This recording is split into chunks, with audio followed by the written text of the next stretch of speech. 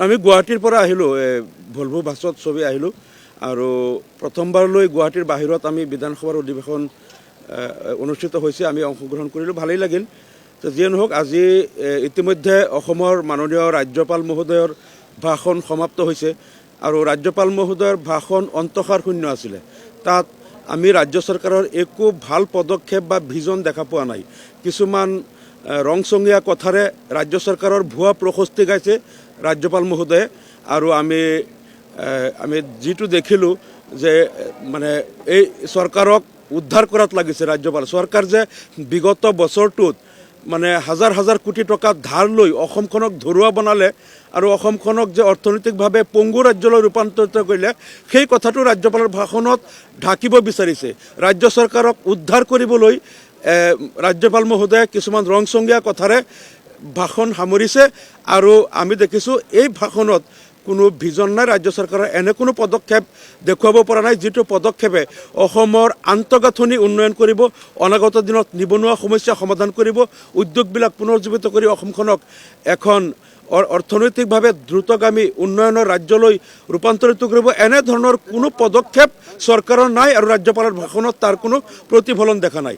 কিন্তু আমি এটা কথাৰ কাৰণে ৰাজ্যপালৰ ভাষণত আমি ইয়াত প্ৰতিবাদ কৰা নাই, যিহেতু এইটো আমাক কেইদিনমান আগতে অল পাৰ্টি মিটিং কৰি অসম চৰকাৰে আমাক এটা অনুৰোধ জনাইছিল যে প্ৰথমবাৰলৈ অসম বিধানসভাৰ অধিৱেশন গুৱাহাটীৰ বাহিৰত BTAD এলেকাত কোকৰাঝাৰত অনুষ্ঠিত হৈ আছে আৰু তেতিয়া ৰাজ্য চৰকাৰে আমাক বিৰোধী দলক এটা অনুৰোধ জনাইছিল যে আপোনালোকে যদি ৰাজ্যপালৰ ভাষণত কথাই কথাই প্ৰতিবাদ কৰে আৰু যদি প্ৰতিবাদ কৰাৰ ফলত যদি ভাষণ বন্ধ কৰিব লগা হয়, আধাতে ৰাজ্যপালে ভাষণ এৰিব লগা হয়, তেনেহ'লে BTADৰ মানুহে হয়তো ভাবিব যে আমাৰ ইয়াত আজি অসম বিধানসভাৰ অধিৱেশন প্ৰথম দিন হ'ল আৰু ইয়াতে ৰাজ্যপালৰ ভাষণটোৱে দিব নোৱাৰিলে, বিৰোধীয়ে হুলস্থুল কৰি বন্ধ কৰি দিলে।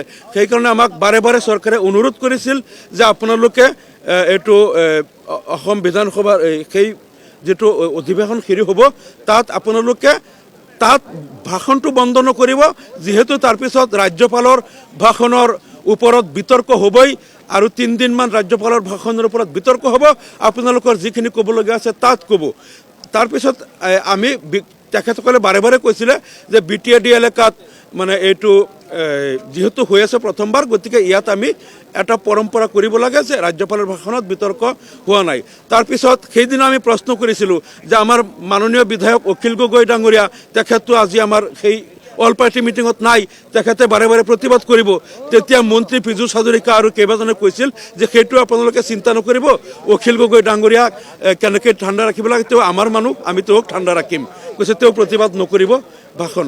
তাৰপিছত আজি অখিল গগৈ কেইবাজনো বিধায়কে ক'লে যে আপোনাক মন্ত্ৰী পীযুষ হাজৰিকাই সিদিনা ক'লে যে আপুনি তেওঁলোকৰ মানুহ, গতিকে আপুনি যাতে হুলস্থুল নকৰে এইটো চৰকাৰে ব্যৱস্থা কৰিব। তেওঁ কৈছে না আজি তেনেহ'লে মই অলপ হ'লেও প্ৰতিবাদ কৰিম, নহ'লে আকৌ অসমৰ মানুহে ভাবিব সেইটো সঁচা, সেই কথাটো তল পেলাব লাগিব। সেইকাৰণে তেখেতেও 2-3 বাৰ আজি উঠিলে, আমি যিটো দেখিলোঁ। যিয়ে নহওক, ৰাজ্যপালৰ ভাষণত আমাৰ বহুত কথা ক'বলগীয়া আছে। অসমৰ যিটো প্ৰকৃত অৰ্থনৈতিক চিত্ৰ, উন্নয়নৰ যিটো ফুপুলা চিত্ৰ, সেই কথাবিলাক কিন্তু ৰাজ্যপালৰ ভাষণত দুখ লগাকৈ প্ৰতিফলিত হৈছে আৰু সেই কথাবিলাক আমি অনাগত 3 দিনত যেতিয়া দিছপুৰত এই ৰাজ্যপালৰ ভাষণৰ ওপৰত বিতৰ্ক হ'ব, তাত কিন্তু আমি সেই কথাবিলাক আমি দফাই দফাই প্ৰত্যেকটো কথা তাত আমি আঙুলিয়াই দিম আৰু ৰাজ্য চৰকাৰৰ ব্যৰ্থতা ঢাকিবলৈ ৰাজ্যপাল মহোদয়ে ৰাজ্য চৰকাৰক উদ্ধাৰ কৰিবলৈ যিটো তেখেতে পৰিকল্পিতভাৱে ভাষণ প্ৰস্তুত কৰিছে, সেই কথাবিলাক আমি কিন্তু তাত উদঙাই দিম। ধন্যবাদ।